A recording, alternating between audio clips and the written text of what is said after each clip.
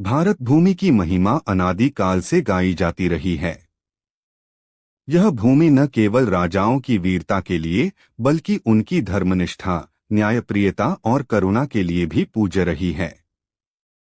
उन्हीं अमर राजाओं में एक नाम है राजा भोज।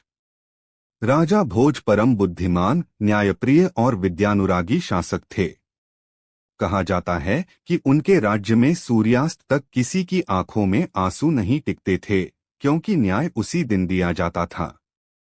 उनका राज्य उज्जैनी नगरी में था, जहां विद्वान, कवि, कलाकार और योद्धा सब समान आदर पाते थे।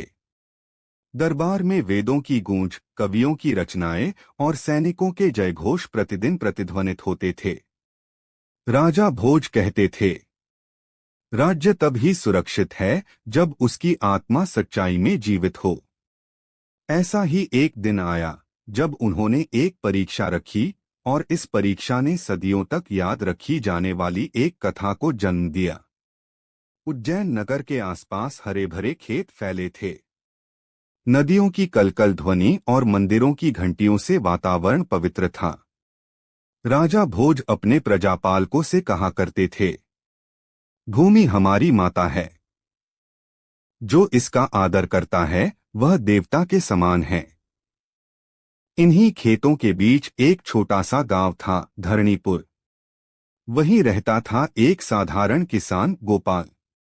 गोपाल न तो विद्वान था, न ही कोई वीर सैनिक, पर उसकी पहचान थी उसकी सच्चाई और श्रमशीलता। सुबह वह सूरज के साथ उठता, माता धरती को प्रणाम करता और बैलों के साथ खेत जोतने निकल जाता। उसकी पत्नी रमा साध्वी और सरल स्वभाव की थी। दोनों का जीवन सादा था, परंतु मन शांति से भरा था। एक दिन जब गोपाल अपने खेत में हल चला रहा था, तभी लोहे की नोक किसी कठोर वस्तु से टकराई। उसने मिट्टी हटाई तो देखा, एक तांबे का प्राचीन बक्सा वहां दबा हुआ है। उसने सावधानी से खोदा और उसे बाहर निकाला। बक्सा भारी था और उस पर एक मुहर लगी थी जिस पर लिखा था, राजकोष उज्जैनी। रमा ने दौड़कर देखा। बक्से का ताला जंग लगा था, पर गोपाल ने उसे तोड़ा तो भीतर चमचमाते 100 स्वर्ण मुद्राएं थीं। रमा की आंखें चमक उठीं। वह बोली, गोपाल, ये तो स्वर्ण हैं। अब हमें दरिद्रता से मुक्ति मिल जाएगी।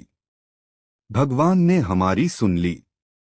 पर गोपाल की आंखों में कोई लालच नहीं था।